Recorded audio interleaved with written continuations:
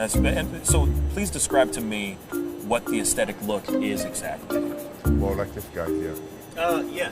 So we'll go ahead and bring Oh wow, you really have to come in here? like this guy here. Is this No, is this really happening? He met the other guy behind you, bro. Like I don't know what you're talking about. I'm right into that bad boy. You can stay right there, behind the camera, behind the camera. No, see now you got me jealous now. That's okay. That's not no, fair. but you're more in the category like Lou Ferrigno, Arnold, okay? My man. Yeah. Arnold Ferrigno. Huh? Okay. Hey. Aesthetic.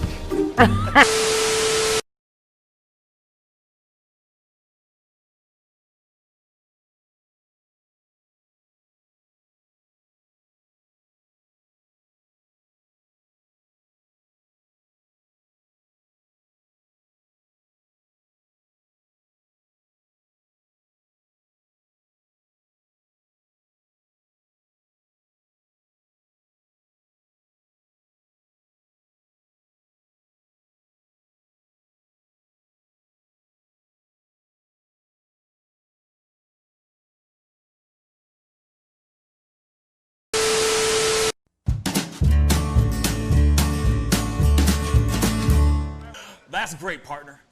You two ever go out place everything in its proper place? That does not make sense, but we usually do go. We head to Kroger's and we work. Oh, yeah. I've got a lady waiting for me back home also. She has the most beautiful scrotum.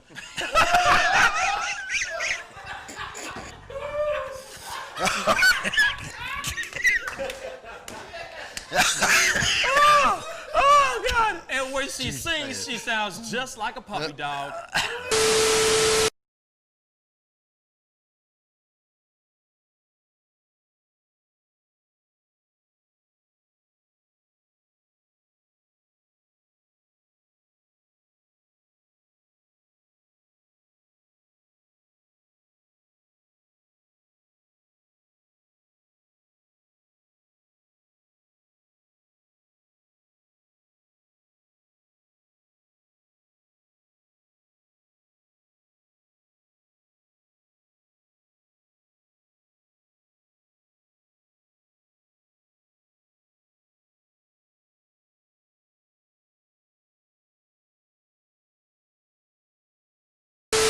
How do you nail a photo? Just gotta get in the mode. You gotta talk with your eyes. Talk with your eyes. Talk with your eyes. You Okay, gotta so have the eyes. can you show me a little bit of something, like to this camera? I would love to know how to do this. I just want to know. Well, How I do you do it? mean, Teach the me smile, something. You can get the sexy eyes. Then you know you gotta get the smile. Smile going on some shoes, but you know, Wait, hold up. you got. I gotta when try it's this time, with when, you. when it's Hold time on. to laugh, I gotta try this you gotta with think you. of something funny and start laughing. Do it again. Do it again. How do you do it? Teach me. Sexy eyes. The sexy eye. This is sexy eyes right here. Smizing? Smile. So you're smizing. Smile. Okay. And then you gotta get the. No, I look like I need to take a poop or something.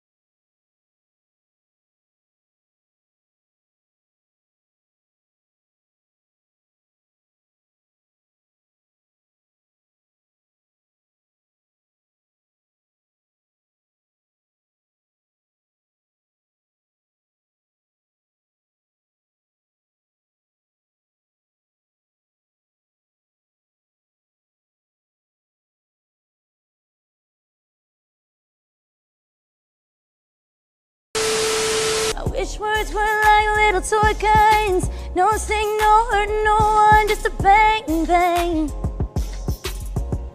Right? Is that it? Yeah, it's something like that. Just a bang, Toy bang, guns. rolling off your tongue. Toy guns. It's no smoke, no Bang, bang. bullets. Water guns. All right.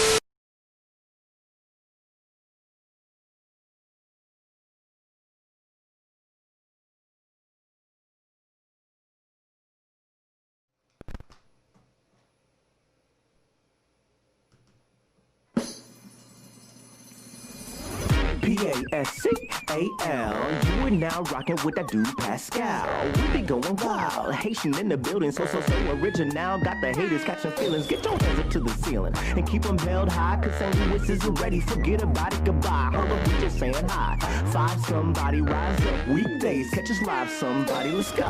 Good morning, everybody, and welcome to the Pascal Show. Yes.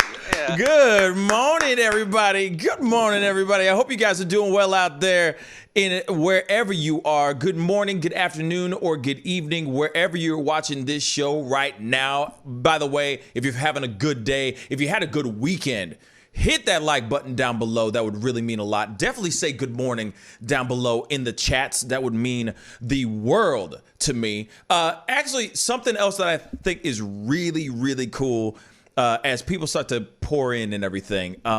Something that I find very, very cool and very endearing to me is, quick story. Very quick story. All right. I got a buddy of mine, or like my boy Jack, a buddy of mine, like you don't know who the hell Jack is. So my boy Jack hit me up last night saying he wasn't going to be able to make it onto the show today because he's got another roof that he's got to go and rebuild or something like that. He's got responsibilities and all of that. Okay, guys. So randomly, now I've had a conversation with this gentleman, with this dude a couple times. And we correspond quite a bit on the twits. Okay. So he is a twit. So anyway, so randomly I hit him up this morning, literally this morning, because I didn't find out until late last night that Jack wasn't going to be able to be on. And so I hit up this fella and I said, hey, man, do you think you could come through and be on the show for a little bit and help me out? Because there's a lot to talk about and there's a lot of information that's going to be out there. And I don't want to say anything stupid or wrong. And this guy's really good at getting his research and really good at getting his points on point. So please welcome. He's also part of the Pascal Show posse, part of the Pascal Show fam. Please welcome somebody that you see in the chats all the time, all the bloody time.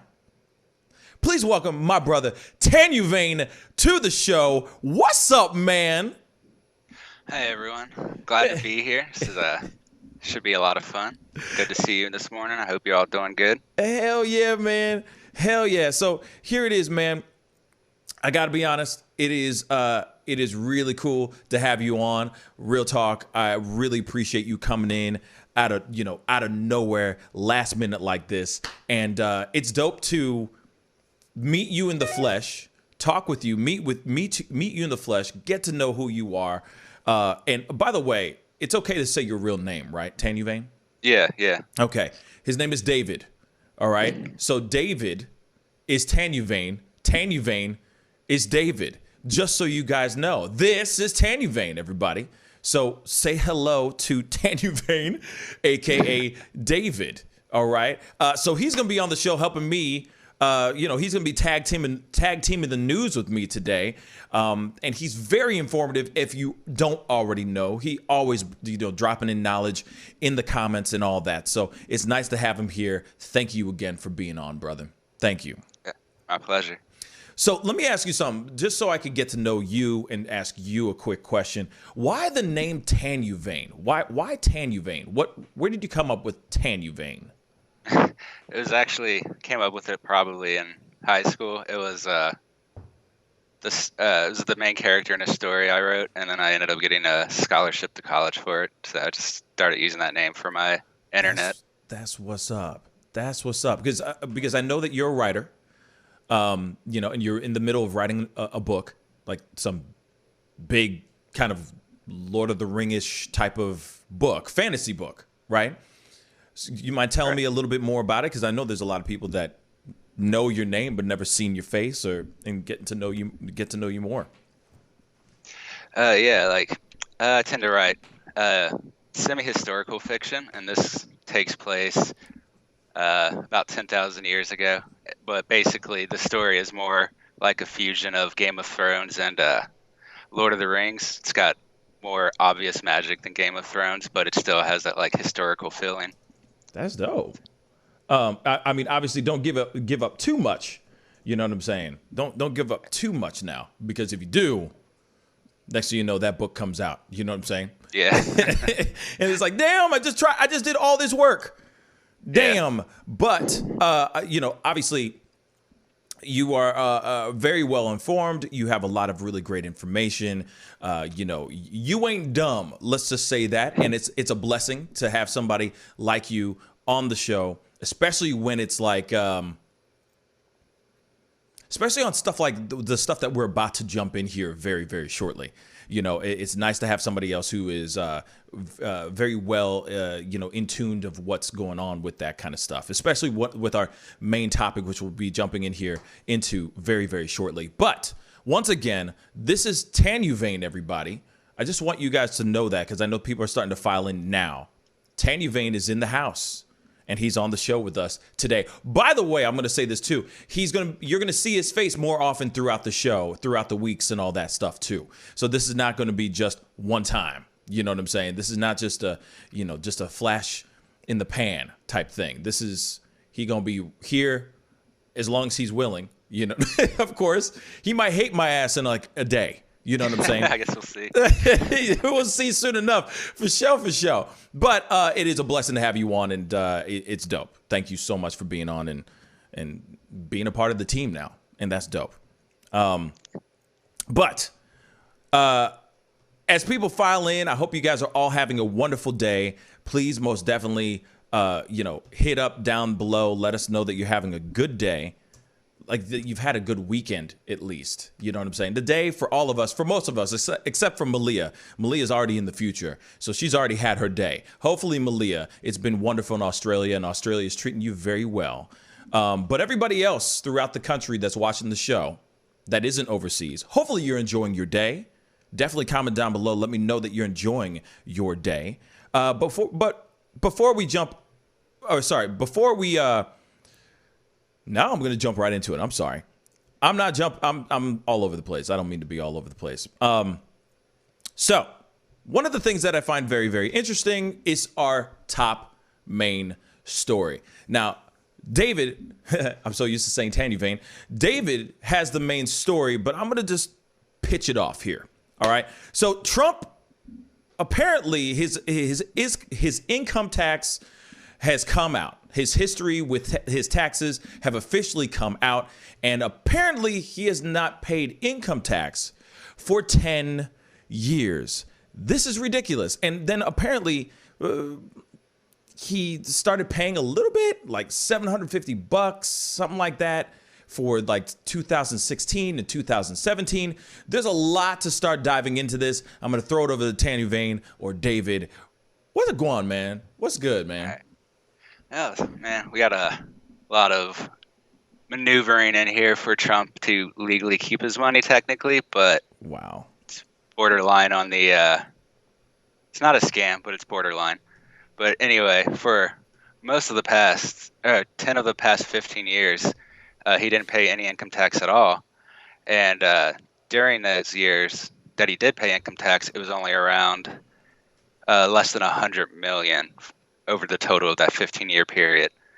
And then while he was president, he only got, I think it was $250.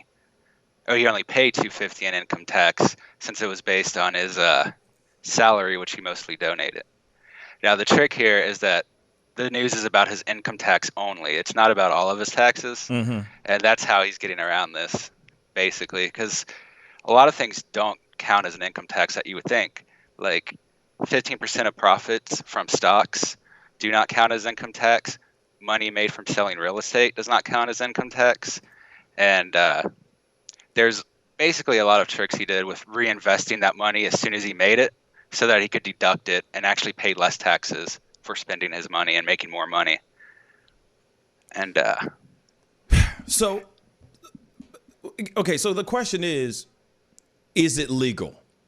Long story short, is any of this stuff that he's doing, that he got away with for 10 out of 15 years, is it legal though?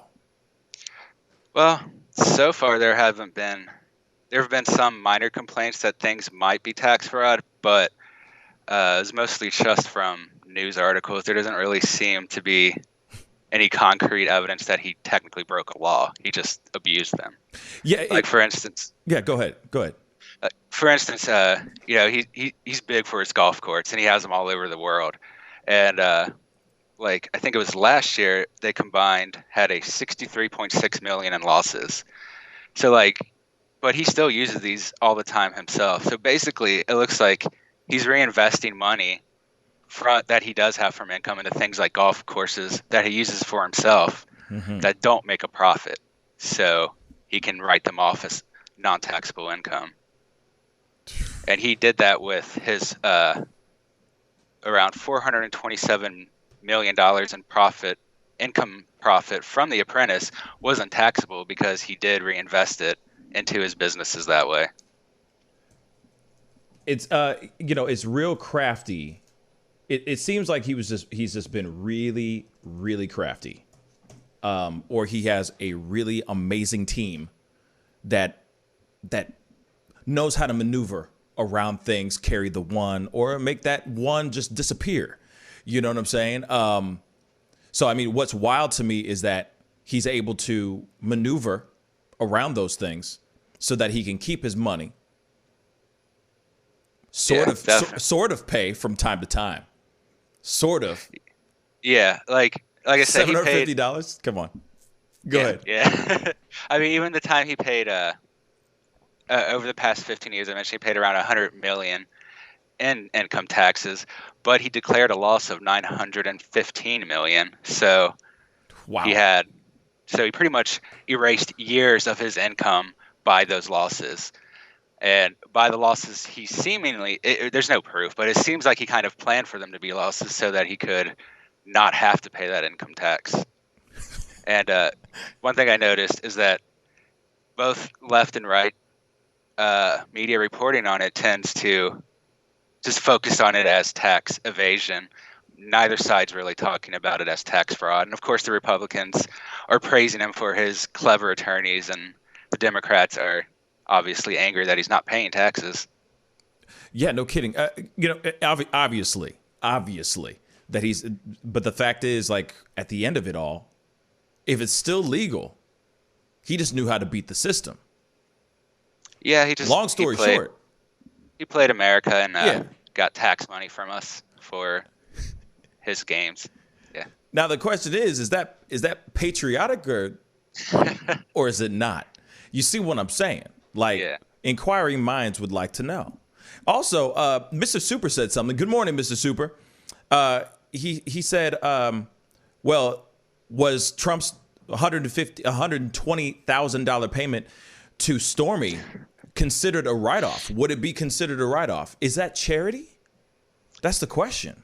That's a good question. You know what I'm if he saying? didn't get any services in return, I guess it would be. I guess the foundation of whatever. Technically. I mean, not really. Yeah, no. Technically, though, it's technically, I smoked the weed. I smoked it, but I did not inhale. You see what I'm saying? Technically, I had sex with her. I make love to you. You know what I'm saying? Yeah, you see, I don't know. I don't know how I feel about this news, feel about this story, because, I mean, obviously everybody's been like, show the tax returns, show your tax, your taxes, blah, blah, blah. And then finally it's out. Finally it's fully exposed. Obviously perfect timing, by the way. Perfect timing. But at the same time, it's kind of like, well, he just had a really good team that was able to maneuver around this. Now, is it a good look? No. Is it illegal? Meh. You see what I'm saying? It's meh.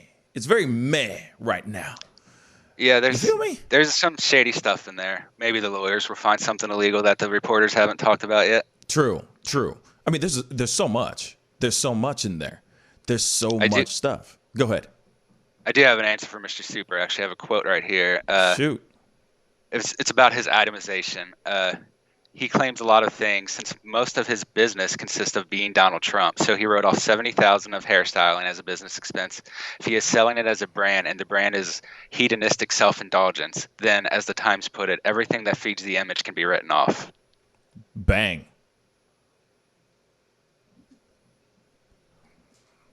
There you have it. I don't even have anything to say there.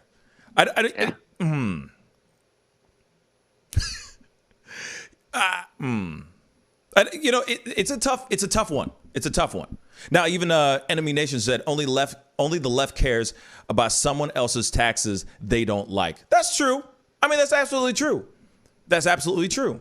But at the same time, when you got somebody who's been holding those things out, holding those things away from people, it's like, what are you trying to hide? Why are you not just willing to say, here it is? You know how Trump is. Trump is very, here I am, warts and all. Take me as I am. If you don't like me, I don't like you either. You know what I'm saying? If you don't like me, I don't mess with you.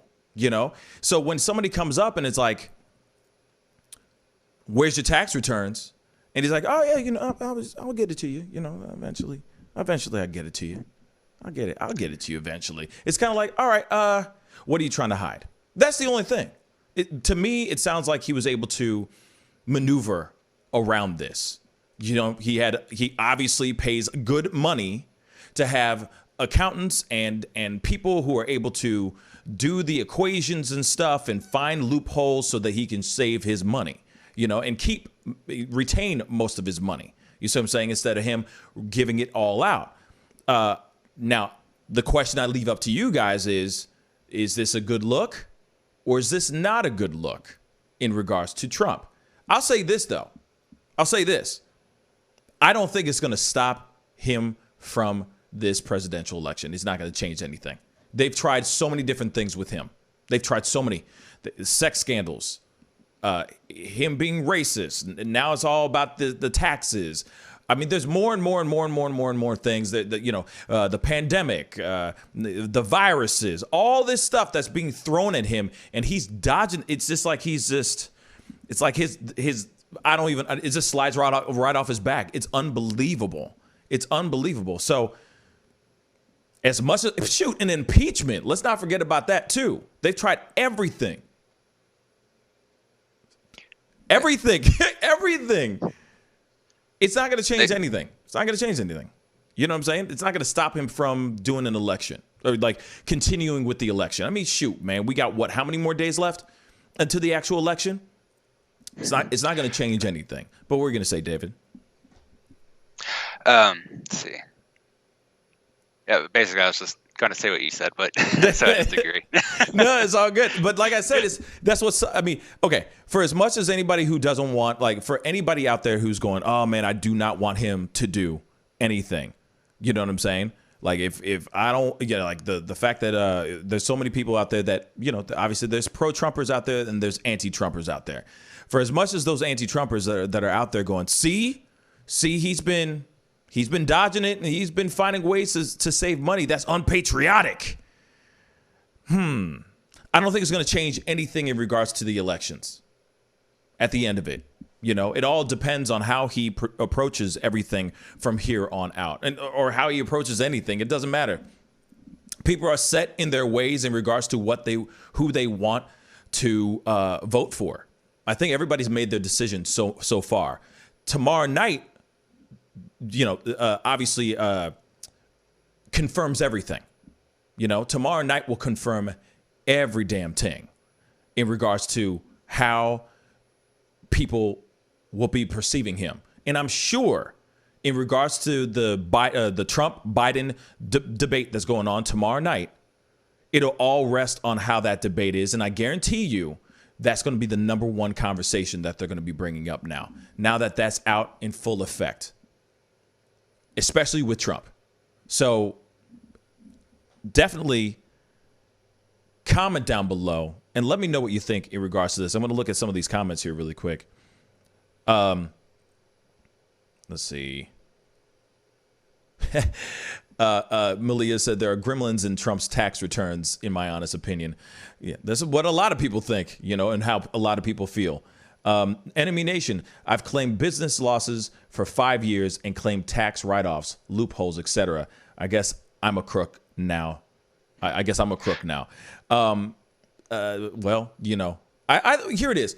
I think we all find loopholes. You know what I'm saying? Like, okay, you can get this right off for, okay, you buy clothes because in your business you have to, you are someone who's a brand, your own personal brand. Like, for example, me, I can write off my clothing if I want to. I can write off my gym membership.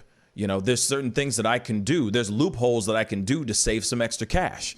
And that is true. That is very true. But not paying taxes for 10 out of 15 years is a lot. That's a lot of quiche, man. That's a lot of dodging. But at the same time, if you're paying some of the best people in the country or in the world to handle your taxes and find loopholes so that you don't have to pay as many taxes. So I guess money well spent in that way. Tim Ingram on Facebook says, thank you so much, Tim, and good morning. Says a lot of stars do that. Jennifer Lopez takes care of those legs. Athletes and singers all write off stuff for their image. Absolutely, exactly like what I just said. I think Jennifer Lopez's butt or legs or something like that are insured for like millions and millions of dollars. And I'm sure anything that she does can be written off. So just like athletes and singers, that is very true. They can write off anything. You go to a personal trainer, you can write that off. You have a personal chef, you lucky sons of guns, live-in chef, you can write that ish off because it's all for your body and for your business. Your body is your business, basically. So that is very, very true. So if Trump is able to write off all that stuff but not pay nothing, come on, that's different. Not paying a damn dime, not one red cent, that's something different. That's something different. Yeah. What are you going to say, I will say that I haven't paid income tax all the years either. There are a lot of ways around it. Yeah. For instance, when I was deployed, or like when I was in the military, if you deploy a certain amount, you can go the whole year without paying income tax. So I would always make sure to do that.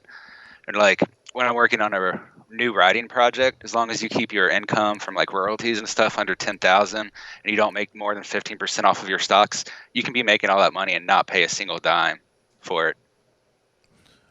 Damn, I need your accountant then. Damn. Well, that's good to know. That's good to know. So but at the same time, he ain't in the military. It's true. He clearly making a lot of monies, like a lot. Allegedly. Let's just say that allegedly. Allegedly, he's making a lot of money. Yeah. Or at least he likes to say that he makes a lot of money. So wouldn't he pay just a tiny bit? Just a little bit? Just a tiny little bit? Wee little bit? You know what I'm saying? Just a tiny bit. Yeah. Tiny bit. Just tiny bit. Anyway. I just lost it. Okay. Birdshire said, Beardshire. What's up, Beardshire? Thank you so much for the comment. They said, I like how Dems are mad at Republicans for following their own rules. LOL. Mitch told them in 2016 they would regret not passing the Supreme Court justice proposal. Malia says, as a qualified tax agent now, since leaving the force, I'd love to see his tax returns. I'll definitely find something. Yeah, the thing is like you can't say that everything that he has, like you can't say that there's like everything is write-offable. Let's just say, you know what I'm saying? There's got to be some stuff in there, but at the same time, but at the same time, like, there's people out there that are much more qualified than me, that are gonna be doing a deep dive, I'm sure, just to find a little something. You know what I'm saying? Just to find something in the midst of his stuff. I mean, that's 10 out of 15 years of stuff that I'm sure that they're gonna be doing a deep dive in. But like I said, this is not going to change a damn thing. It's not. It's not going to change anything when it comes to if he's going to be running for president again for real, like if he's running for a re-election or not. It's not going to change anything. You know what I'm saying? It's almost like too little, too late. No one has time to think anymore. What are you going to say, David? Yeah, at this point, someone else said it, but the lines are pretty much drawn. I don't think any of this information will surprise either side or make them change their opinion of Trump. Yeah. He literally has to be caught in the middle of the street, butt naked, covered in blood, holding a murder weapon, dead body in front of him screaming out loud saying, I did it, arrest me. That's the only way that I think he could ever lose or not be able to run for his reelection. I mean, it would have to take a absolute freak of nature moment of whatever for him to be able to not be able to run for president again or run for his reelection. It's just impossible. You know what I'm saying? To me, it's a lot of work he needs to do. So we got to jump into this next story, and this is very interesting. And this is breaking as of yesterday. Sorry, this is not breaking now, but it was yesterday. And this is kind of tragic. It's unfortunate. But Brad Pascal, sounds like Pascal, is not me, no relation. Anyway, Brad Pascal, the former campaign manager for Donald Trump, has been involuntarily hospitalized in Fort Lauderdale. Now, which is really, really unfortunate. Now, the thing is mental health is a real thing. And I know that a lot of people deal with anxiety, deal with losing jobs, etc. The times that we are living in right now, mental health illness is at an all-time high. There's a lot of people that are out here sick, fighting, dealing with the chaos in the world. 2020 has been really tough on mental health. All right. And so this is the story here. So Fort Lauderdale PD responded to 2319 DeSoto Drive in reference to an armed male attempting suicide. When the officers arrived on the scene, they made contact with the reportee, wife of the armed subject, who advised her husband was armed and had access to multiple firearms inside the residence and threatening to harm himself. Officers determined the only occupant inside the house was the adult male.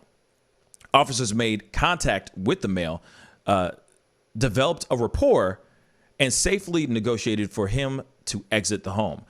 The male was detained without injury and transported to Broward Health Medical Center. And that's all the information that they have for this particular incident.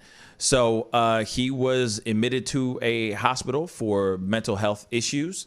Brad Pascal, who is the former campaign manager for Donald Trump, is tried to attempt suicide yesterday. And the thing is that they did not identify him at that time as Brad Pascal, but they ended up identifying him much later as Brad Pascal because obviously he's the owner of said home in Fort Lauderdale. And we don't have all the developing information, the reasons why he was having a mental breakdown. It could be a slew of different things. I know that that whole campaign that he had a while back when Trump went off and basically allegedly TikTokers trolled Trump's campaign or Trump's event I forgot where it was. I think it was Oklahoma. Was it Oklahoma? Yeah, I think so. The same place Ben Carson ended up getting allegedly ended up getting COVID. Not Ben Carson. I'm sorry. I'm forgetting the man's name.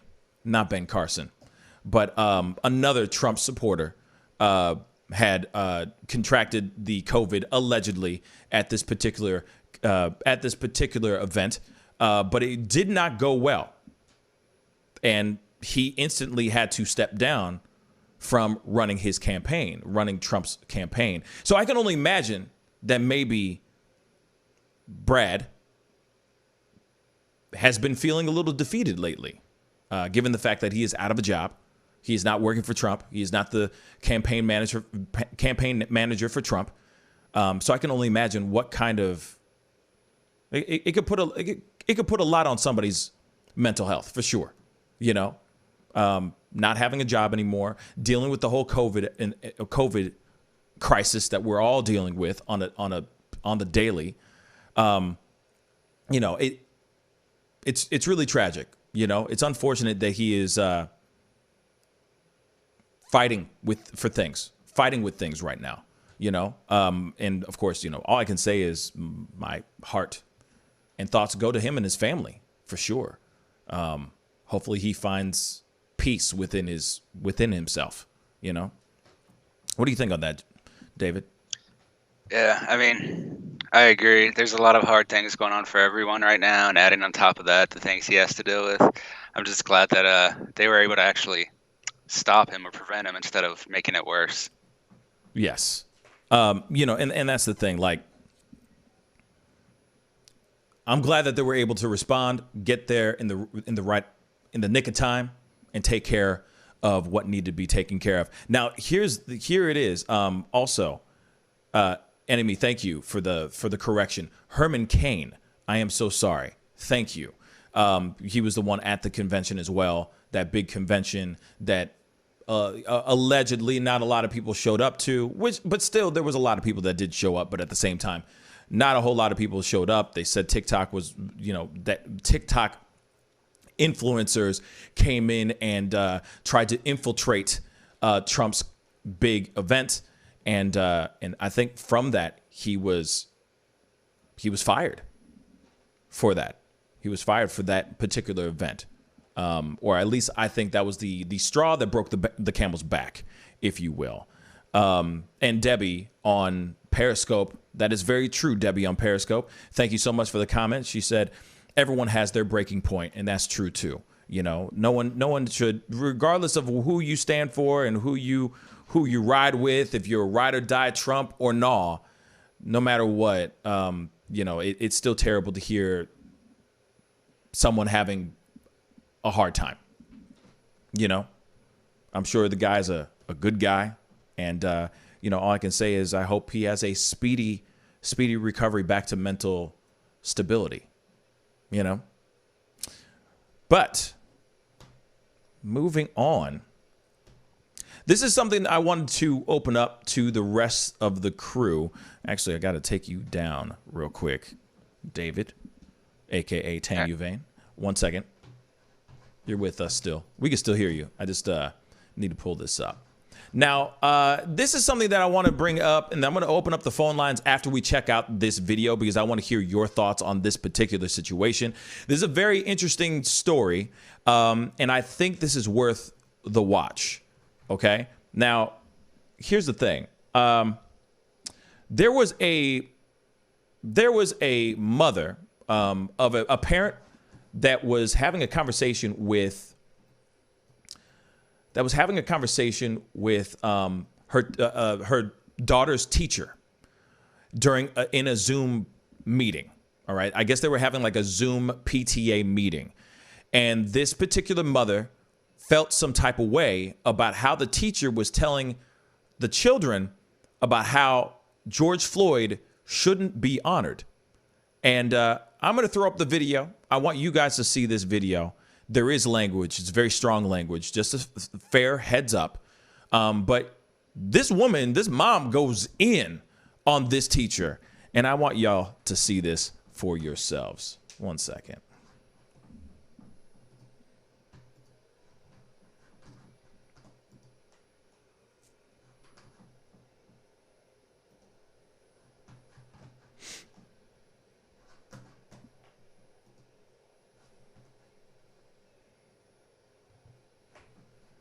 go. And which white person did that? Did you ever think about that? Well, actually, Because I don't feel as though that this conversation that you're having with our children is a good one, okay?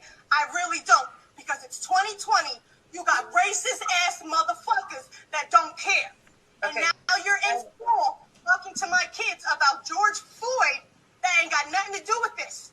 You're having an ignorant, disrespectful conversation. He wasn't supposed to be honored. He wasn't supposed to be this. Are you saying this because you're white? I think Let's race don't play has from nothing ma'am. to do with race. Because now you have mom upset, and I'm speaking to a teacher, nobody else. But I feel as though since we all Zooming, you need to see my face, and I can't come to speak to you about this. Because right now, my daughter's leaving your class. And if you would like to speak to me, you have my phone number, you have my email. Well, I would have happily spoken to you. And which white person did? Okay, so there it is. Mama goes in. Don't mess with mama. Real talk. Do not mess with mama. Here it is. So in this Zoom, she's sitting there going, hey, I'm not cool with you trying to tell my kid, at least my kid, about your personal opinions about George Floyd, whether George Floyd should be honored or not. That's not your place. Why do you think that you have a place of, you think you're privileged enough to be on this platform, that have that platform to sit there and say this specific thing to my child? You should not be saying this thing at all. So my question to you is this. What are your thoughts in regards to that video? Do you think that the teacher has a right to say what she wants to say in the classroom in regards to what's going on out in the outside world with BLM, certain people who have been victims of police brutality, like George Floyd? Do you think that teachers have a right to get their personal opinions out there to their students? Okay? I want to hear your thoughts. Of course, I'm going to throw it over to David here in a second, but give me a call at 314-766-4581. The phone number's up. The lines are open. Give me a call. I'd love to hear your thoughts on this. Is it something that you think do you think that she has a right to say anything about George Floyd in the classroom? Personal opinions, not facts and telling what the story is.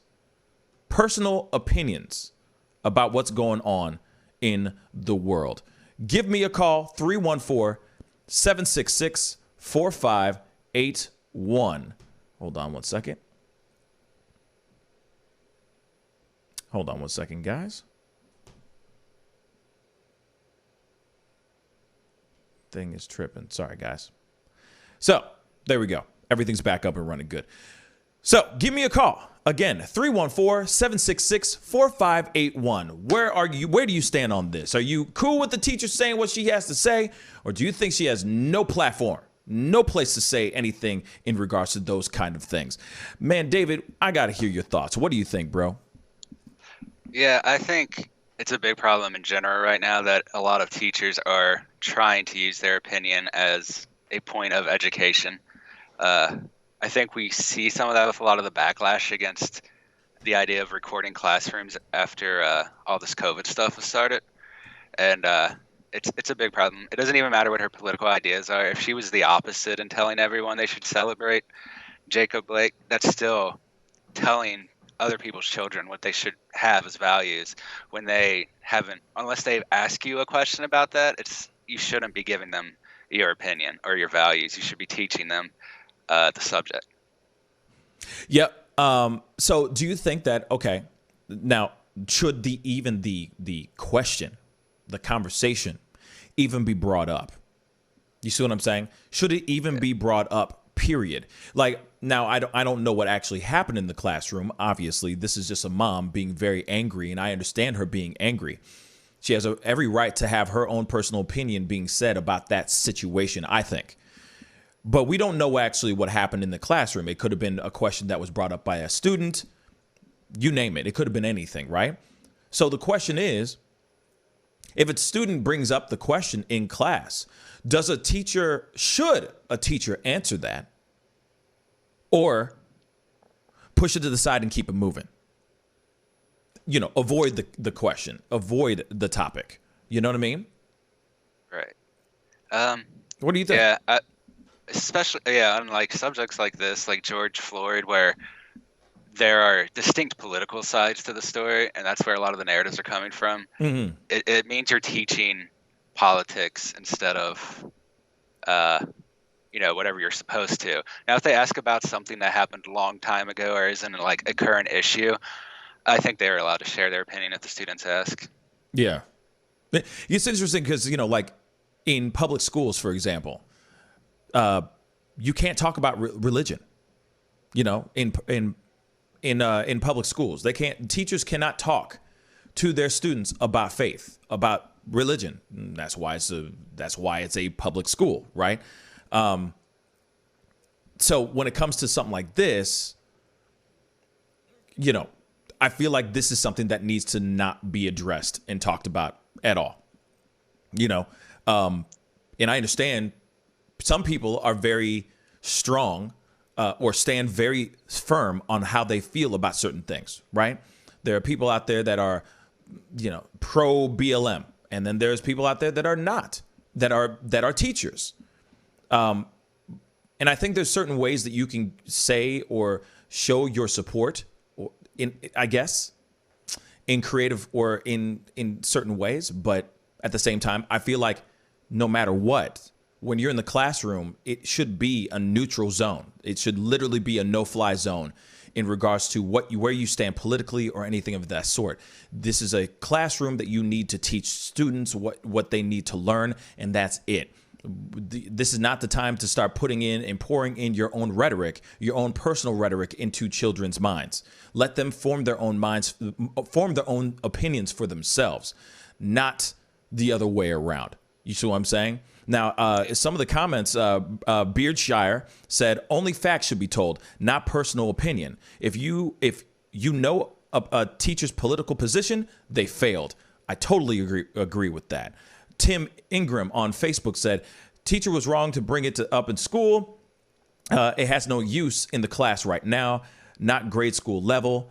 The young kids don't understand all this stuff. High school level, maybe, but not to the young kids. Right. There's you're still forming those young minds. You're still molding those young minds. Those kids do not need to hear that stuff. Let them grow up and make their own decisions and form their own ideas. But you can't argue about 2 + 2 = 4. You see what I'm saying? You can't argue about the science of certain things. You can't argue about the first president, ever in the United States. You can't argue about that. Those are just facts. Those are truths.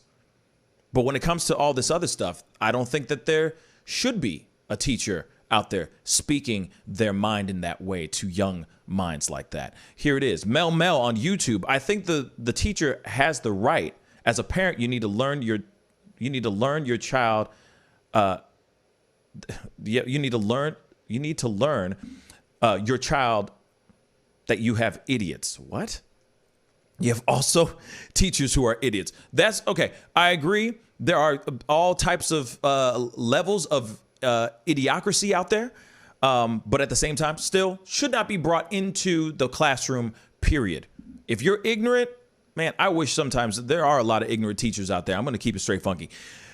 There's a lot of ignorant teachers out there, and they shouldn't be teaching, in my personal opinion. Doesn't mean that they're good teachers. If you're ignorant and you're teaching, you're probably teaching that ignorance to those kids, you know? So my phone line is open, 314-766-4581. Give me a call or give us a call. I'd love to hear your thoughts on this. Do you think the teacher was in the right or no? Give me a call, 314-766-4581. The mom probably set her up just to go viral. Enemy Nation, that could very well be it too. That could be it too. But at the same time, if the teacher says something like that, that shouldn't be how it's done, period. It shouldn't. Teachers or professors should be neutral. Facts like this, like that. Facts. I agree. Michelle Smell, I had civics class where they helped us explore our position and learn about how the government works. Our teacher said her goal was her goal was that we couldn't correctly identify her political orientation. And that's also a very good point. That's dope. That's actually a good teacher. You see what I'm saying? Yeah, makes sense to me what I don't remember. I think it was Enemy said it, or maybe Michelle, but like, shouldn't have teachers teaching emotion. Basically, you should have them teaching facts. Yeah, and the funny thing is here it is. And Enemy Nation just said something else and it's very true. Said I need the full context of the session, especially if there's a recording. Sorry, you know what? You got a point right there too. We don't know, like, you know, especially it could have been just something that was cut out of context. It could have been just a recording. You know, somebody recorded it really quick and put it out. Or you never know. The mom could have recorded it just in case.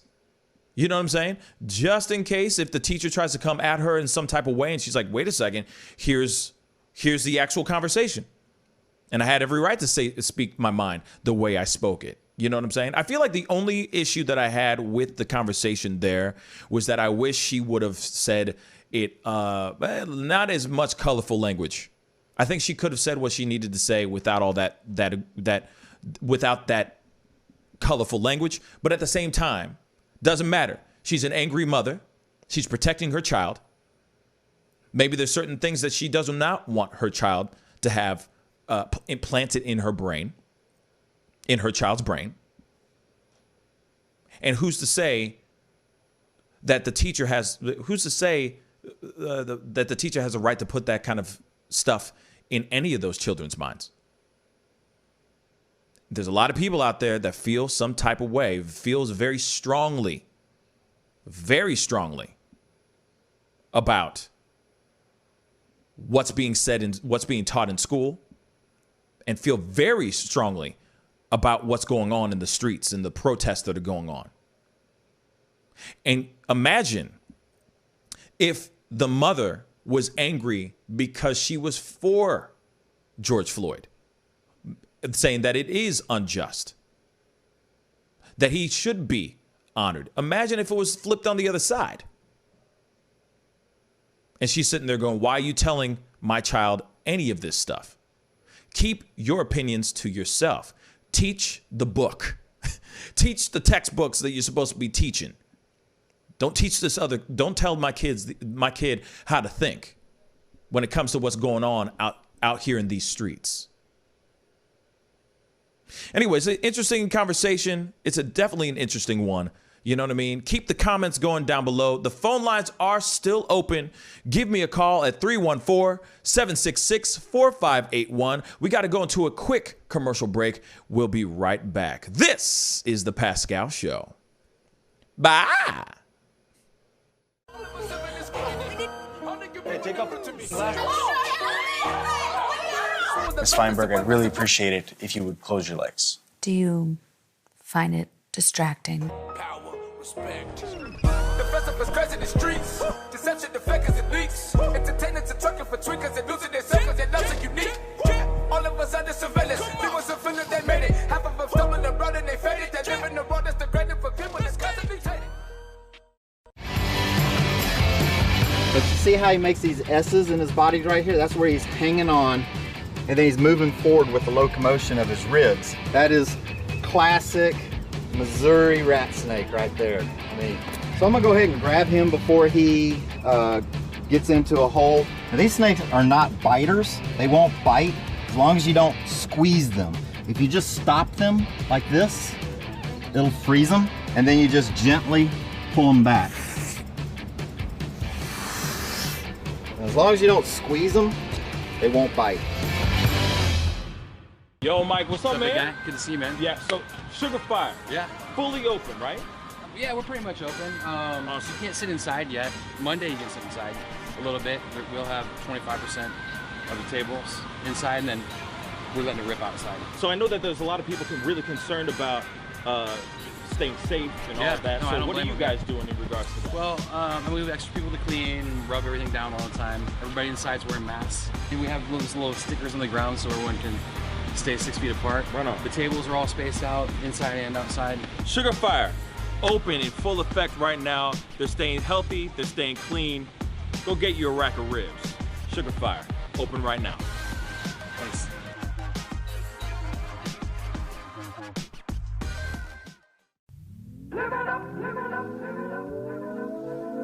The Fur and Leather Center, providing the highest of fur and leather goods.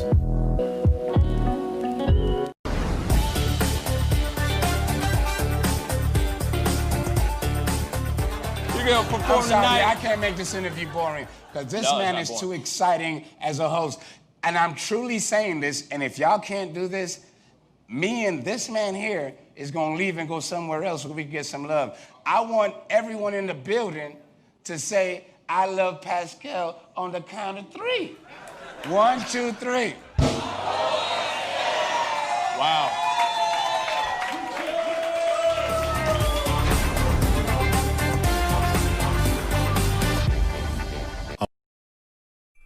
Homeowners and property managers, if you're looking for effective and humane ways to remove wild animals and deal with the damage that they have caused, we have good news for you. Introducing Wildlife Command Center, a professional nuisance wildlife management company specializing in providing animal removal for residential, industrial, and commercial clients. We are the only wildlife company that checks 70 different areas on a structure to determine the answers to the following questions. Exactly which animal are we dealing with? How is the animal getting inside the home? What kind of damage is the animal doing to the structure? Once we get the answers to all of these questions, we develop and write up an action plan to resolve the animal issue completely and provide a quote to implement that action plan. We perform a very in-depth 70-point wildlife inspection. From visually inspecting the highest point, the chimney, to physically crawling inside the attic space and looking for animals, chewed wires, fecal matter, chewed structural wood. We inspect everything. Our inspection process covers all of the following 70 points: animal-proof chimney cap, roof ridge vents, roof to soffit junctions, dormer fascia, attic gable vents, gutter lines, fascia trim, garage door, utility penetrations, water, gas, electric, and cable, bathroom vents, attic roof ridge vents, attic electrical, wiring, junctions, boxes, and lighting, concrete decks, additions, wooden crawl spaces, basement plumbing, penetrations, ceiling, floor, and wall. Wildlife Command Center's mission is to deliver the finest quality wildlife removal and pest control service that is safe for the environment. For more information, call us now.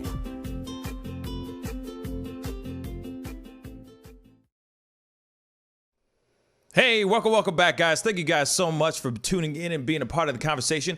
If this is your first time checking out the show, I do this show Monday through Friday, 9 a.m. Central Standard Time, and I also do an evening show at 7 p.m. Central Standard Time. So be sure to hit that subscribe button down below. That would really mean a lot. And of course, if you're enjoying the conversation, enjoying the show, please hit that like button down below. We would really, really appreciate that. Now, I just received an email from part of our family, part of the posse, and all that. Enemy Nation just sent me an email, and we're going to take a look at this particular video. Now, this is something on the other side, the opposing side of this situation, like what we were just talking about a second ago. This one's called "Parents Complain to School District Over Teachers' Black Lives Matter Poster." So we're going to take a look at this one because this is on the other side of the spectrum. All right, let's take a look.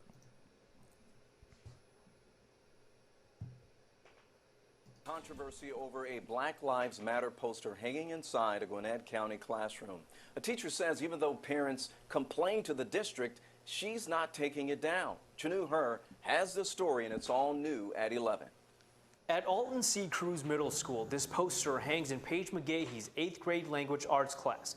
A poster she says represents her beliefs. I love the poster, but I also love the message. McGahee says George Floyd's death in Minneapolis back in May is what motivated her to spread this message of equality. But she says last week, 2 families complained when they saw the poster hanging up during her virtual class. McGahee says a parent was worried she'd only be teaching curriculum geared towards black students. She respectfully told the families the poster wasn't going anywhere. That's when the complaints went to the district. I was told that it was a divisive message, and I was told that it was a distraction in my classroom, and that it impacted my effectiveness as a teacher. Gwinnett County Public Schools says although officials are not asking her to take the poster down, they added in a statement, quote, "Our employees do have the same civic responsibilities and privileges as any other citizen, including actively supporting causes. However, that is not usually done in the workplace, as it can become an effectiveness issue if it creates a disruption to the learning environment." McGahee says her intention is just to create an atmosphere welcoming all students. I have things in my room that support the LGBTQ community, students of different faiths, immigrants. True learning can't take place if students don't feel that you care about them. Interesting, guys. Now, you know what? First off, thank you, Enemy Nation, for the video. I really do appreciate it. It shows a very different side of a story, or it shows the completely other side of the coin for sure. One side, somebody's sitting there going, "I don't need your teacher. I don't need teachers telling my kid about their personal opinion about George Floyd and if he should be honored or not." You know, same thing with this teacher right here holding up or putting up a Black Lives Matter poster in her room while she is virtual learning or virtual teaching. So we gotta throw that question out there and wonder if that's something that is okay or if that's something that's not okay. You know, David, what do you think? Even on that one. Simply from the fact that, like, we got people like Enemy Nation who are black and against Black Lives Matter, it suggests to me that it shouldn't really be like a default thing in a class for the benefit of the students, I guess, because it's directly addressed for a specific race. And if people of that race aren't all behind it like a monolith, there's obviously going to be some sort of contention when you have different political views from different children on the same subject, basically. True. So you're saying keep things nonpartisan. Yeah. Completely neutral as much as possible. Yeah, I agree. Even when it comes to hanging up a Black Lives Matter poster. They're not. Yeah. Now, here's the thing. This is the only question. This is the only, let's see, playing devil's advocate question I'm going to throw out here. Okay? Here it is. If the student or if the teacher is just putting up a poster of Black Lives Matter, but not promoting or pushing the agenda into those young minds, is that okay or is that not okay? Should that, like, for example, that teacher who's sitting there going, this is how I feel, I want to support, blah, blah, blah. Should that poster be up in the first place?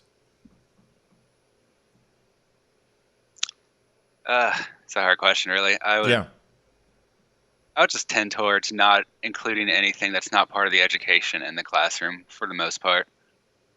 And yeah. I think, Beardshire said, just give the facts and let people decide based on that. And I agree with that. I think that there is something. Okay. One thing is this, and it's very frustrating. I find I was really frustrated when I saw the video, and obviously I was watching it for the very first time with all you guys. Okay. I just received this in an email. I opened it up. I played it, and all, Enemy Nation always, gives me really good material to look at and check out. So I knew I was going to open up something that was going to be, good, and not some BS. Now, it was good to have that opposing side. Now, here's the thing, though. one thing that really grinds my gears about the situation is not because of her holding, it's not the issue about her putting up a Black Lives Matter poster. To me, it doesn't bother me none. I know that the parents of the students have an issue with that, which I understand. But the one thing that I find very weird was that they instantly, in the report, they said the parents were concerned that the teacher was teaching things geared towards Black students. Huh? That part didn't make much sense to me. That's the only gripe I have on that report. Aside from, like, if you push all that to the side, just because a woman or a teacher has that up on the wall does not mean that she is going to be teaching Black History Month for the rest of the year. I'm just going to say that straight up. But outside of that, the students' classroom should be neutral as all get out. That's what I think. So, yes, a Black Lives Matter poster is still saying something, but it's not as bad as her going, oh, you guys should all honor George Floyd and he died and and all that stuff. You know what I'm saying? It's not as bad as a teacher literally saying it out loud to the kids. You see what I'm saying? I feel like there's a difference in there's a difference, I think. Unless the teacher is going over there every day and going, don't forget, kids, Black Lives Matter. You know what I'm saying? Every day. No. I mean, then there's a problem. You know what I'm saying? But at the same time, no matter what, like the severity, I guess, of what is being said is not as great. But still, in comparison to the woman who's sitting there saying we shouldn't be honoring George Floyd, right? It's not as great as that. But that poster should not be up there at all. Personally, I get that hey, you're on your own social media, on your own free time, shoot, you can do whatever you want. And hang that up in your own house, somewhere else. You know what I'm saying? If you're teaching from school, teaching from home, shoot, hang that somewhere else. But at the same time, the teachers are there to mold young minds, to inspire, to allow the children to be free-thinking individuals. It's not a place to start putting in propaganda or crazy rhetoric that maybe the parents don't want their children to consume. That's not what they pay for. They pay for the facts. They pay for the information. They want their kids to know how to write a sentence, read a book, add some numbers, and live a life of happiness. It's not a platform in which you go in and say, everyone tell your parents to vote for Trump, for example. It's not a place to say any of those things. That's not your place.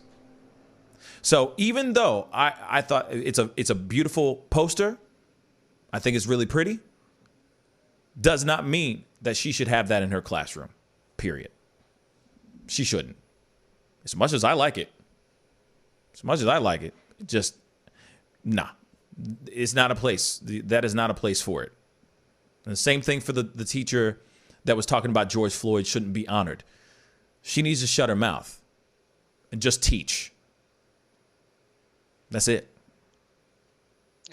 I agree with that, and I think from the clip we saw, we don't have the information that she's actually teaching Black Lives Matter. She just had the poster up, and if she responds to the parents taking it down, I don't see that.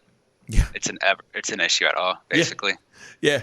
And that's the thing, and that's what's so frustrating about it, because it's like, I get it that these teachers have their own personal opinions about things, and I know that it's hard to not talk about things, especially when it is creeping and seeping into everything that we do every day.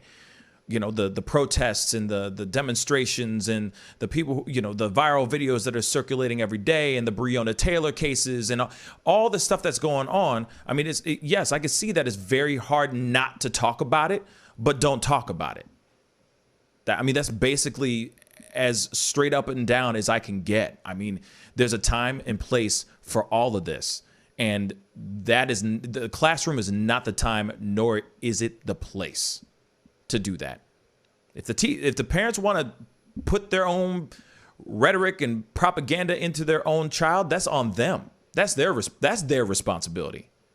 But the teachers are supposed to be there molding young minds, and that should be the up and down like 6 o'clock fact. You know? But I appreciate all the comments. Thank you so much for all the comments, y'all. You know, the thing is, and that's true. Yes, some people say, like Enemy Nation is saying BLM is an admitted political movement. There's a lot of people that don't believe that, though. Just saying that, Enemy Nation. There's a lot of people that don't believe that. But at the same time, regardless of, you know, they're a Marxist group and it's communism and nah. Regardless of all that stuff, let's push all that stuff aside. Doesn't matter. That should not be in the classrooms. People should not be talking about it. The teachers should not be talking about it to their children. Especially, I get that woman, the teacher, I'm sure it was innocent, putting up the BLM poster. I'm sure it was innocent. But at the same time, if the parents are bringing up, making, you know, sitting there saying that ain't cool, it shouldn't be up. No argument. Just take the damn thing down, you know, and just be done. That's it. But phone lines are still open, so give me a call, 314-766-4581. Love to hear your thoughts on that particular situation. Don't be shy. Pick up the phone and drop your 2 cents on this ish. You know what I'm saying? Well, we got to move on to this next story, because I know Tanny Vane only has a little bit more time, and then he's got to run off himself. So this is a random video, but I'm going to show it to you guys because this was very random. So there's obviously protests going on in Portland. What else is new, right? It just keeps going, man. The hits just keep on coming. Now, there was a BLM, or sorry, not BLM. There was just an Uber delivery guy that randomly got arrested for just being at the wrong place at the wrong time. We're going to take a look at this video. It's nuts. It is nuts.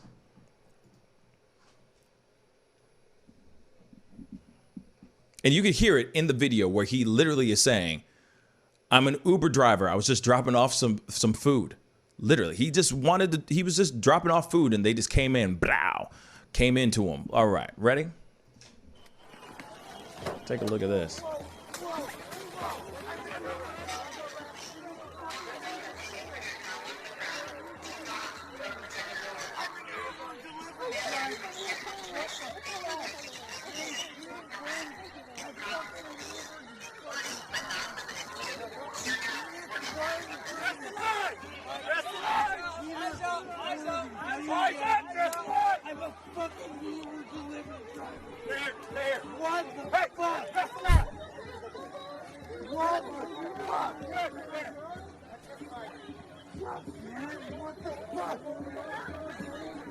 I'm an Uber delivery driver.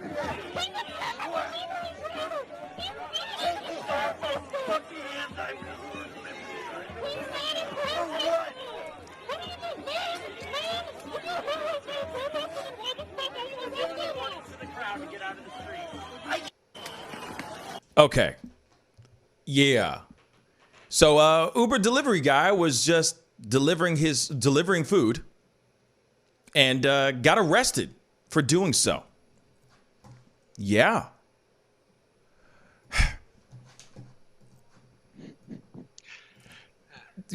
Speak on it, man. Is it dangerous to deliver food? Oh, say that again. Only in 2020 is it dangerous to deliver food on a main street. Ain't that messed up, man? Like, real talk. He didn't even do anything. He was just delivering food. That's all he was doing. Now he's going to think twice about even delivering food ever again in that area. He's going to be like, nah, man, I'm good. I ain't doing this. You tell me, what area? What? No, man, I quit. I'm done. Yeah, I ain't trying to get arrested just for delivering some wings. You know what I'm saying? That's jacked up, man. That's jacked up. That's some real stuff, though. That's some real stuff. That's really real. You got somebody who's sitting there going out of his way to do his job. I'm sure because of the pandemic, he's probably not been able to do anything except do Uber delivery. You know, thank God for the job, right? Because a lot of people are now doing that. A lot of people have been furloughed. A lot of people have been screwed over terribly, right? He's going and doing this, and then all of a sudden he's getting and don't get me wrong, I'm not sitting here saying that, the animals, the cops are animals and stuff like. But at the same time, it's like a lot of it's very heightened. You know what I'm saying? Like they're just running after something blindly instead of going, wait, but at the same time, if you really think about it, how is the cop supposed to know that that is an Uber delivery guy? You see what I'm saying? Yeah.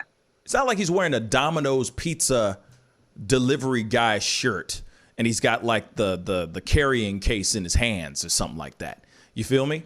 That's just, you see what I'm saying? Yeah. This is pretty much his only way to make money, and he gets arrested for it right now. Pretty ridiculous. Exactly. Oh, and also, here's the funny thing.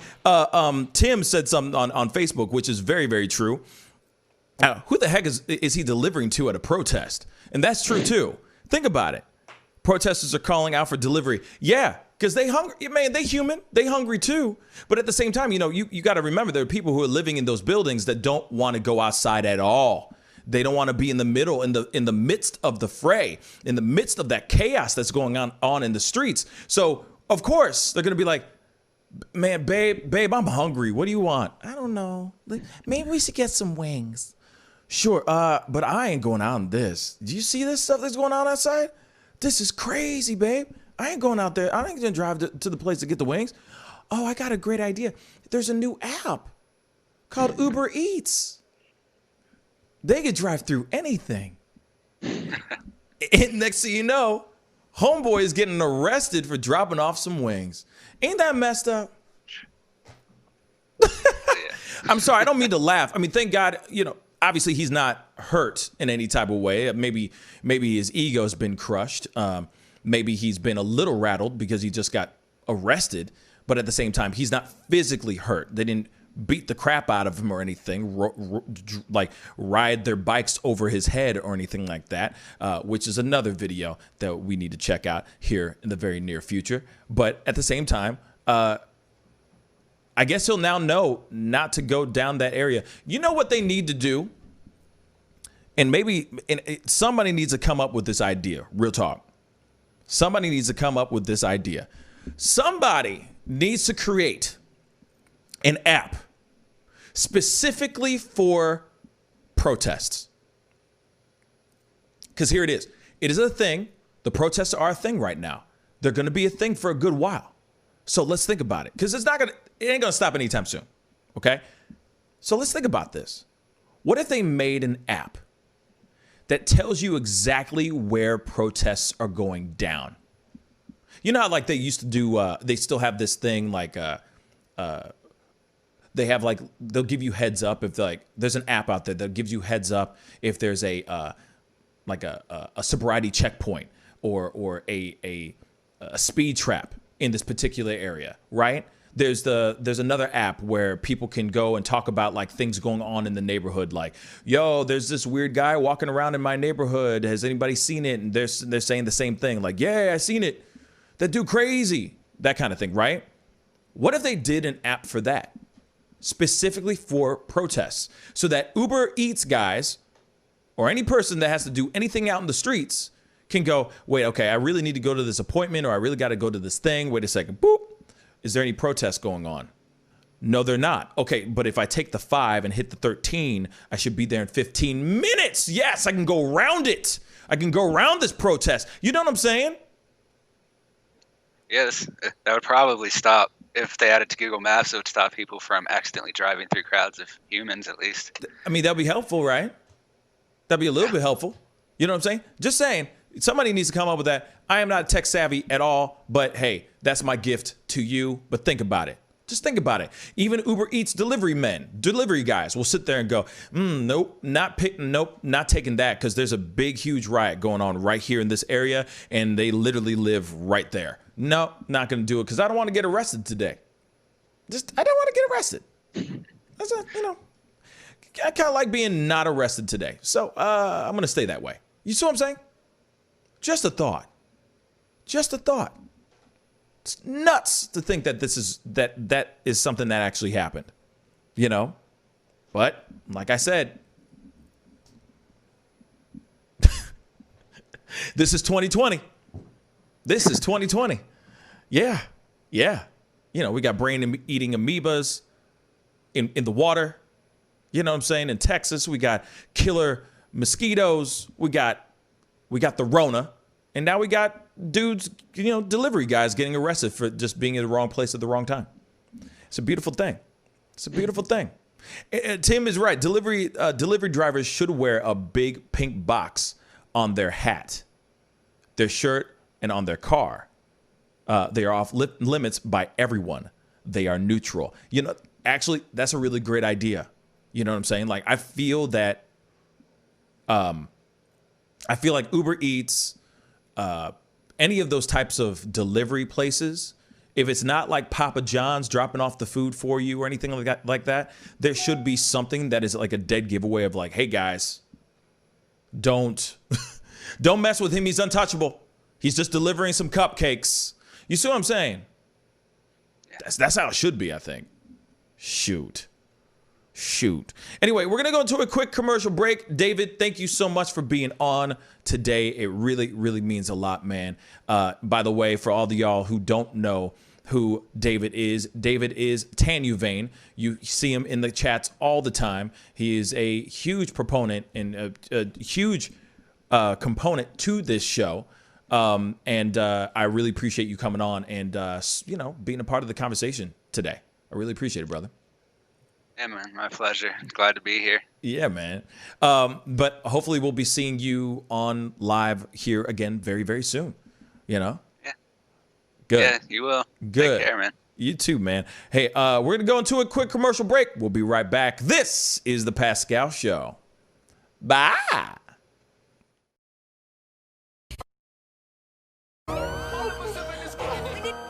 Hey, take off Ms. Feinberg, I'd really appreciate it if you would close your legs. Do you find it distracting? Power, respect. The festivals crazy in the streets. Deception, the fakers and leaks. Entertainers and trucking for tweakers and losing their suckers and nothing unique. All of us under surveillance. There was a feeling that made it. Half of them stumbling around and they faded. They live in the world that's degraded for people that's constantly hated.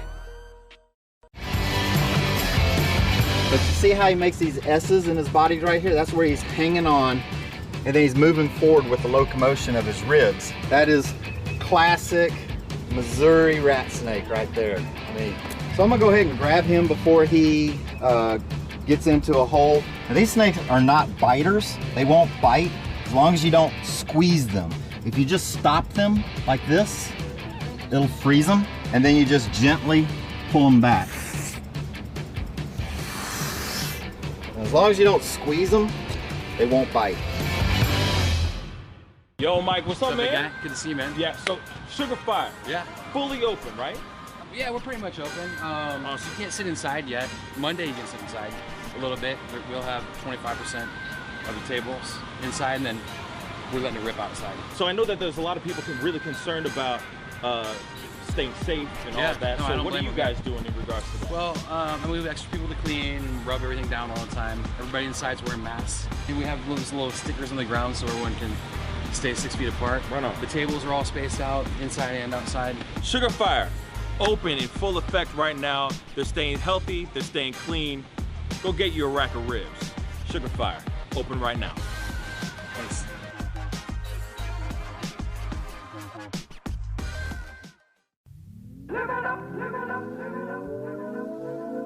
The Fur and Leather Center, providing the highest of fur and leather goods.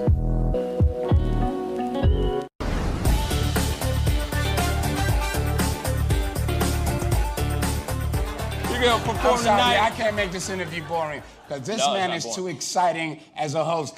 And I'm truly saying this, and if y'all can't do this, me and this man here is going to leave and go somewhere else where we can get some love. I want everyone in the building to say, I love Pascal on the count of 3. 1, 2, 3.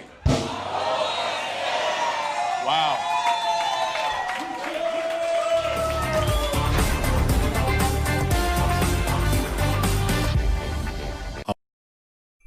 Homeowners and property managers, if you're looking for effective and humane ways to remove wild animals and deal with the damage that they have caused, we have good news for you. Introducing Wildlife Command Center, a professional nuisance wildlife management company specializing in providing animal removal for residential, industrial, and commercial clients. We are the only wildlife company that checks 70 different areas on a structure to determine the answers to the following questions. Exactly which animal are we dealing with? How is the animal getting inside the home? What kind of damage is the animal doing to the structure?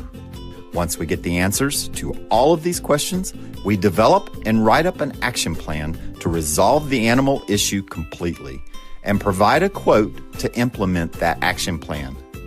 We perform a very in-depth 70-point wildlife inspection. From visually inspecting the highest point, the chimney, to physically crawling inside the attic space and looking for animals, chewed wires, fecal matter, chewed structural wood, we inspect everything. Our inspection process covers all of the following 70 points: animal-proof chimney cap, roof ridge vents, roof to soffit junctions, dormer fascia, attic gable vents, gutter lines, fascia trim, garage door, utility penetrations, water, gas, electric, and cable, bathroom vents, attic roof ridge vents, attic electrical, wiring, junctions, boxes, and lighting, concrete decks, additions, wooden crawl spaces, basement plumbing, penetrations, ceiling, floor, and wall. Wildlife Command Center's mission is to deliver the finest quality wildlife removal and pest control service that is safe for the environment. For more information, call us now.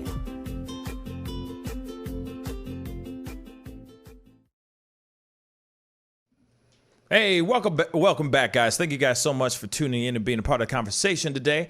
Like I always say, if this is the first time checking out this show, hit that subscribe button and hit that like button down below. If this is your first time checking out this channel right here, I appreciate it. Anyway, yeah, man, I really appreciate Tanner Vane coming on and being a part of the conversation today. That really, really meant a lot. Man, there's so much going on. So much going on. And man, so much craziness. Here it is. I do have something. Well, I'm gonna hold that information before I jump into that. But there is something else that is interesting. There was a BLM supporter that allegedly plowed through a group of Trump supporters. So a Black Lives Matter supporter faces murder charges, after allegedly driving her sedan through a crowd of Southern California Trump supporters on Saturday. Tatiana Turner, 40, of Long Beach, California, plowed her car through the Yorba Linda crowd at around 3 p.m., leaving two demonstrators with non-life-threatening injuries. The incident occurred after violent clashes between BLM supporters and Trump supporters spurred police to declare an unlawful assembly and order the crowds to disperse. Counter-protesters crossed 6-lane Imperial Highway and confronted the BLM protesters who were participating in an event called Caravan for Justice. Approximately 30 minutes after the protests began, we began to receive reports of physical altercations occurring between the two protest groups, including at least one individual who was pepper sprayed by another protester. 1 man and 1 woman were injured in the collision. The woman suffered 2 broken legs. Wow. Turner, who was arrested on the scene and booked to the county jail, also faces charges of assault with a deadly weapon. A second protester, a male, age 46, was cuffed for failure to obey the order to disperse. The incident marked the second time a driver struck a Southern California protest in 2 days. So this is the second time in 2 days that somebody else followed the trend, which is crazy. On Thursday night, a BLM protester was struck by a pickup truck during a march in Hollywood and suffered non-life-threatening injuries. A preliminary police investigation found protesters began beating the vehicle with sticks as the driver attempted to sift through the crowd. The driver attempted to drive away from the situation when he struck the protester. So, you know, and the crazy thing is obviously these are, what's wild is that we've already had this conversation before. We've already seen these kind of crazy stories. This is not our first rodeo seeing the craziness that we have been seeing in regards to people who are just drivers that are plowing through BLM protests or Trump protests as well. You know, and what's sad is that this is a trend that doesn't need to be happening. It's a trend that needs to stop. And I know I sound like a broken record every single time, but I'm going to keep it straight funky. It is something that doesn't need to be happening. These are the kind of things that are being fed into the media, and then they keep pumping it out. And what's sad is that there are other people out here that, you know, there are people out here that go, oh, shaking my head, you know, oh, that's such a damn shame. That shouldn't be happening, X, Y, and Z. But then there's other people out here that will go, maybe I should do the same. Maybe I should drive through these people. You know, I'm getting tired of them blocking up my blocking up and causing traffic and all that stuff. I'm just trying to get to where I need to get to. And you got people who literally think that this is an okay thing. Like I said, this is not the first time someone has gotten behind the wheel of a car and driven through protesters. Not. It doesn't matter where you stand. It's not something that you need to be doing, period.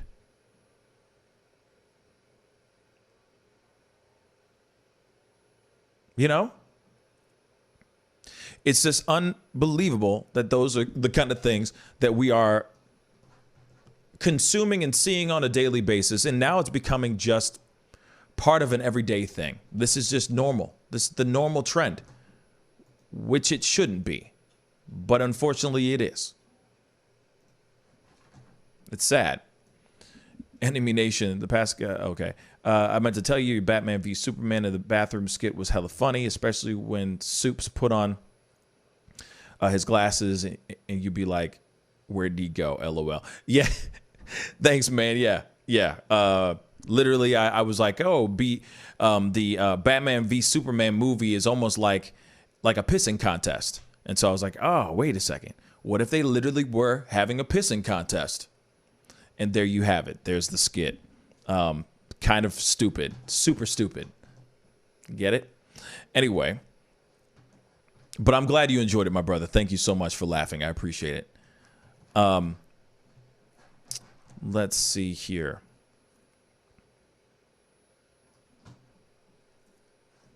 So I am going to pull up this video because I think we should check this out.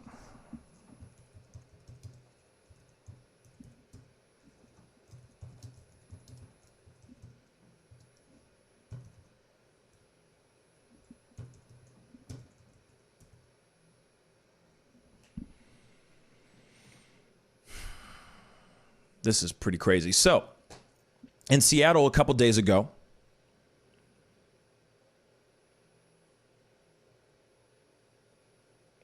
wasn't there a move to make this legal somewhere? You know, I don't know. That's a good question, Michelle. That's a very good question. I don't know.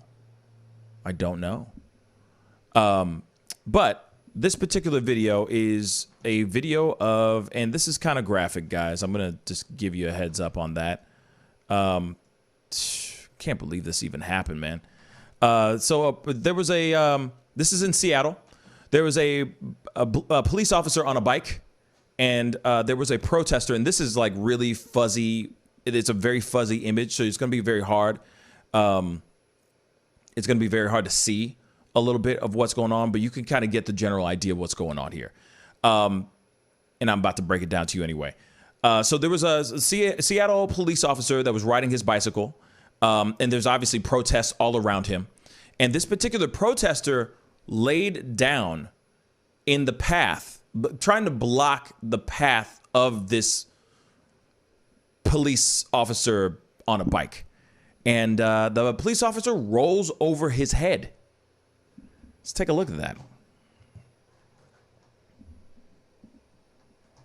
This person is on the ground. Bang. He just ran over his head. He just ran over his head. Oh my God. Do you see that? He just ran over his head. He just ran over his head. Oh. Do you see that? Do you see that? I mean, it's really graphic, and but at the same time, it's really fuzzy.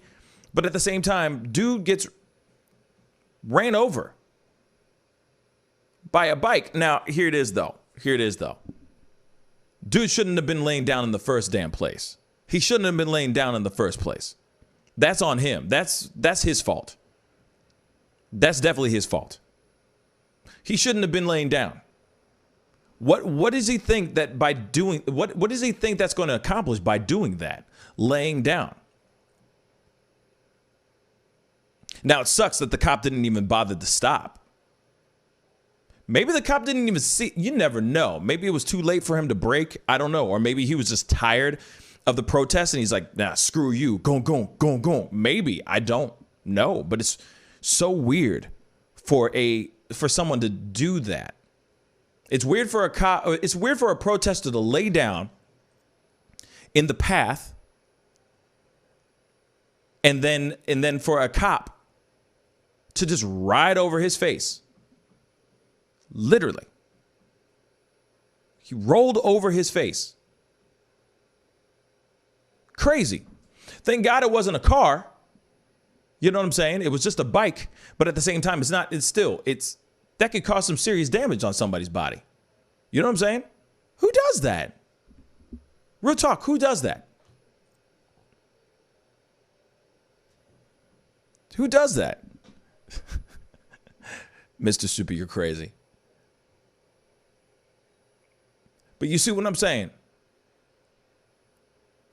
Because you see stuff like this, then you see stuff like like say BLM supporters or Trump supporters plowing through BLM protesters or vice versa.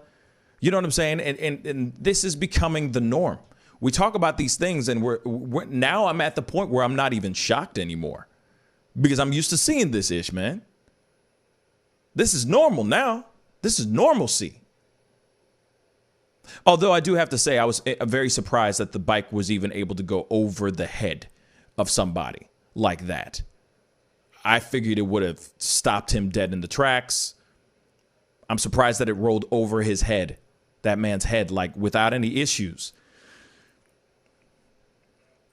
Unless that cop is like a professional BMX biker at night or something like that. I don't know. I don't know how that was even able to be accomplished. Unbelievable, man. Unbelievable.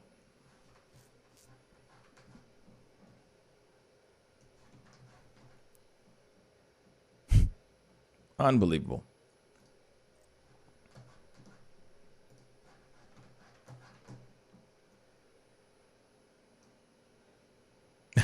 Knobby tires have great traction. I'm done, Mr. Super. I'm done with you, man. I'm done, bruh. But yeah, man, like that's freaking nuts. That's freaking nuts.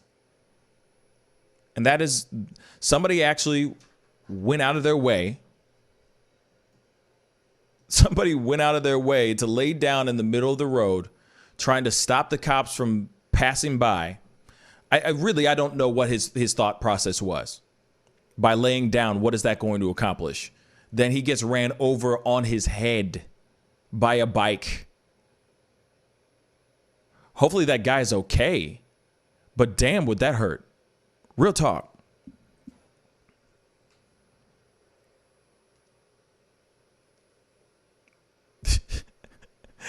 Enemy Nation, I'm done. I'm done, bruh. I am done. But yeah, that's crazy. Why would somebody do that? But then at the same time, why would somebody roll over somebody's head? I mean, come on. There's a certain level of decency here that we need to grab onto. You know, this is ridiculous. This is most definitely a special kind of stupid, for sure. Buku.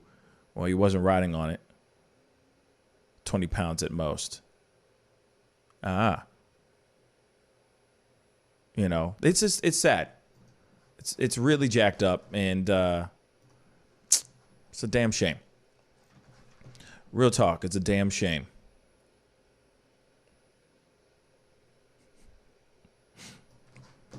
Man, oh man. Anyway.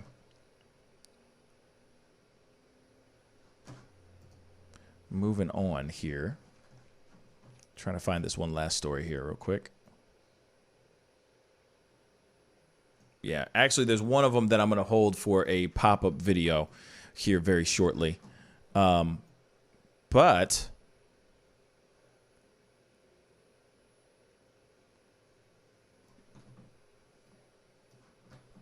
where is it? Hold on, guys. Facts, man. Oh, and he, you know, in Enemy Nation, you're absolutely right. He will most definitely get.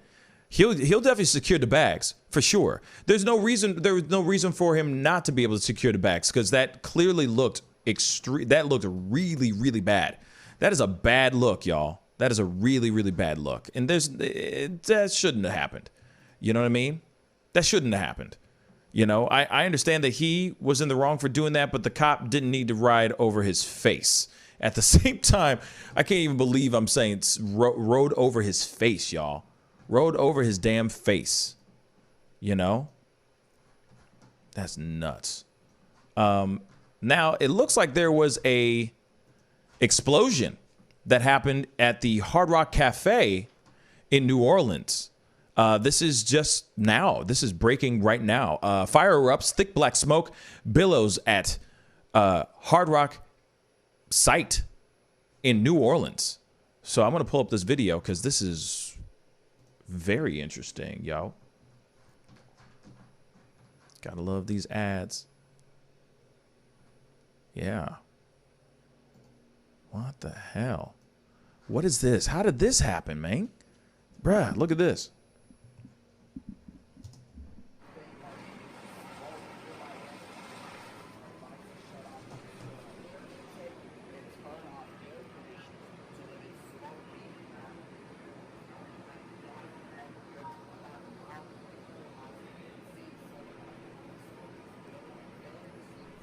Wow, this is nuts. Ah, come on. Well, you get the general idea here. This is crazy, man. So, wow, that's some serious damage, y'all. That is some serious damage. Let me find that article real quick. So New Orleans firefighters are battling. Hold on. This is crazy, yo.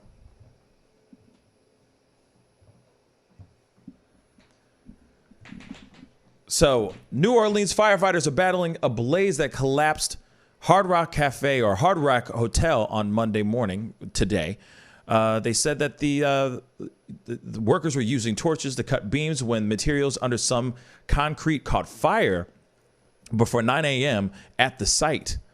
Firefighters planned to set up a ladder truck to try to pump some water on the blaze, but because it was buried under a pile of concrete in the upper levels of the structure, The fire may need to burn itself out, a process that could take hours, the official said. Later, people near the site could see a firefighter atop a large ladder on the back of a truck spraying water from a hose at a part of the building that was emanating smoke. So, a full-on fire is going on right now in New Orleans on the Hard Rock Hotel, which just came out of nowhere, y'all.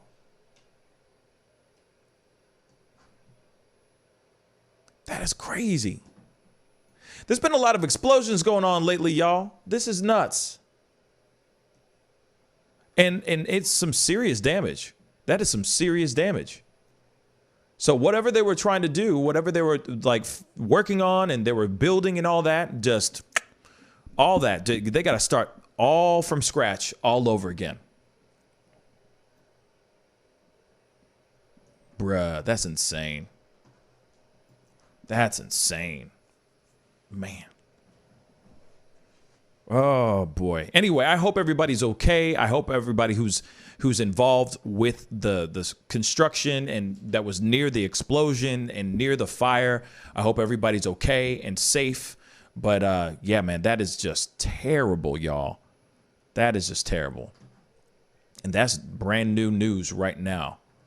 All because they were in the middle of construction and all of a sudden, boom, things went awry. It's terrible.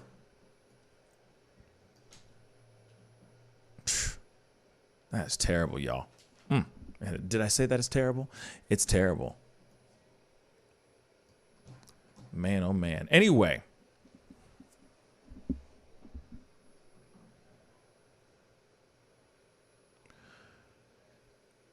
Did I do, Enemy Nation, did you do a video on the Platinum Plan yet? No, I have not. I have not. I'm going to have to, look into that more and do...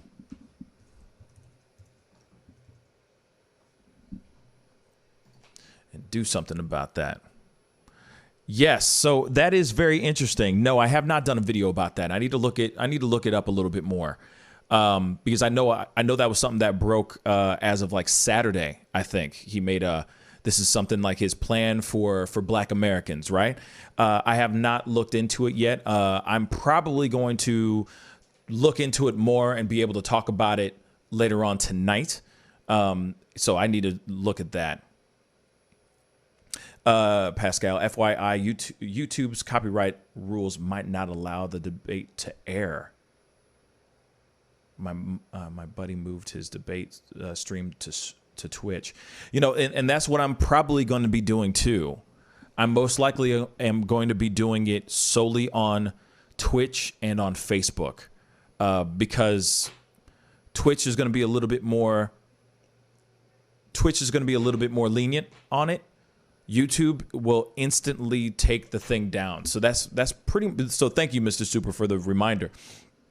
Excuse me, for the reminder, because that's exactly what my plan is. To do the stream strictly on YouTube. Strictly on Twitch and on Facebook, because I don't think it's going to work anywhere else. I think I'm going to have a lot of issues if I was to do it somewhere else, or if I was to do it on this platform. So most likely, I'm going to do the stream on those platforms.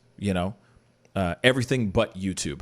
And then put up my own 2 cents and my own personal opinions about those things, or like clips from the show, from the event, as clips on YouTube. But yeah, it might just be a Twitch stream, because I really would hate for us to get kicked off just because. So most likely what's going to happen is, I won't be doing a morning show on Tuesday, but I will be doing the debate, because I have a feeling the debate, the debate is going to be a long debate. And so I want to be able to focus solely on that. I'm going to have some people coming in and out of the show as well, putting in their own 2 cents. I'm going to be doing call-ins. I'm going to be doing all kinds of stuff. We're going to have some fun during commercial breaks, have some trivia, some games, and all that. We're gonna keep it very interactive and have some fun with this thing. You know what I'm saying? So it's gonna be a big event or a big time, and I'm looking forward to it. It should be a really, really good time. But most likely, I will not be doing a show tomorrow morning. I will do a show tonight, so I will be on tonight. We're going to be talking about all kinds of stuff as well tonight. But tomorrow morning, I most likely will not do a show, just so I can have time to prep and get everything ready for Tuesday night's debate. So we will be doing the debate, but I think I'll be doing it strictly on Twitch for sure. Unfortunately, because YouTube will take me down if I stream the debate on here. I don't know why. I don't know why, but that's just kind of how it is nowadays, man, which sucks. So, yes. So there you go. But I'll be talking about it more tonight as well. So just be on the lookout. You know, tonight I will be on at 7 p.m. Central Standard Time. And we will chop it up then and talk about what my plans are and what you guys need to do for tomorrow night. And like I said, most likely I will not have a morning show on Tuesday, but there will be that big debate show, huge debate show. So and I'm excited about that. That should be a good ass time. But anyway, I got to get going, guys. All right. I appreciate all y'all for being on today, being a part of the conversation. If you haven't done it yet, hit that subscribe button, hit that like button down below. That would really mean a lot. And I will see you guys tonight at 7 p.m. Central Standard Time. And yes, I will be having a pop-up video here in a couple hours. So be on the lookout for that as well. All right. But anyway, I'll see you guys at 7 p.m. Central Standard Time. Be good to yourselves. Be good to one another. And I'll see you guys tonight. This is the Pascal Show. Bye. Hey, take off Ms. Feinberg, I'd really appreciate it if you would close your legs. Do you find it distracting? Power, respect. The festival is crazy in the streets. Deception, the fakers and leaks. Entertainers are trucking for tweakers and losing their circles. They're not so unique. All of us under surveillance. We was a feeling they made it. Half of them stumbling the road and they faded. They live in the world that's degraded for people that's constantly hated. But you see how he makes these S's in his body right here? That's where he's hanging on, and then he's moving forward with the locomotion of his ribs. That is classic Missouri rat snake right there. I mean, so I'm gonna go ahead and grab him before he gets into a hole. Now, these snakes are not biters. They won't bite as long as you don't squeeze them. If you just stop them like this, it'll freeze them, and then you just gently pull them back. As long as you don't squeeze them, they won't bite. Yo, Mike, what's up, man? Guy? Good to see you, man. Yeah, so Sugar Fire. Yeah. Fully open, right? Yeah, we're pretty much open. So you can't sit inside yet. Monday you can sit inside a little bit. We'll have 25% of the tables inside, and then we're letting it rip outside. So I know that there's a lot of people really concerned about staying safe and all that. No, so what are you guys doing in regards to that? Well, we have extra people to clean and rub everything down all the time. Everybody inside's wearing masks. And we have little stickers on the ground so everyone can stay 6 feet apart. Right on. The tables are all spaced out, inside and outside. Sugar Fire, open in full effect right now. They're staying healthy, they're staying clean. Go get you a rack of ribs. Sugar Fire, open right now. Thanks.